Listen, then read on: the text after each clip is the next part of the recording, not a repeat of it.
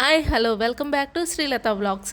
ఈరోజు మీ ముందుకి నోరూరించే టమాటా రోటి పచ్చడి తీసుకొచ్చాం. ముందుగా కావాల్సిన పదార్థాలు: టొమాటో, పచ్చిమిర్చి, ఉల్లిపాయ, వెల్లుల్లి, జీలకర్ర, చింతపండు పేస్ట్. ఇప్పుడు 4 మీడియం సైజ్ టమాటాలు, 10 నుంచి 15 పచ్చిమిర్చి, ఒక మీడియం సైజ్ ఉల్లిపాయ కట్ చేసుకోవాలి.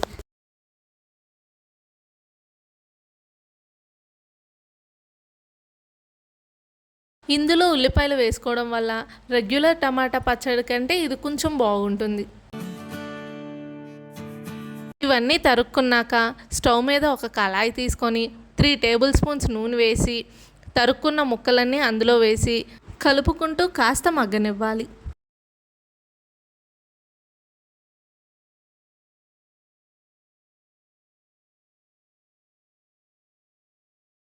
కాస్త మగ్గిన తర్వాత ఒక టేబుల్ స్పూన్ గల్లుప్పు వేసుకోవాలి.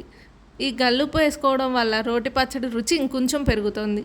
ఇందులో ఒక టేబుల్ స్పూన్ జీలకర్ర, 5 నుంచి 6 వెల్లుల్లి రెబ్బలు, ఒక టేబుల్ స్పూన్ చింతపండు పేస్ట్ వేసుకొని మూత పెట్టుకొని 10 నుండి 15 నిమిషాల పాటు మగ్గనివ్వాలి.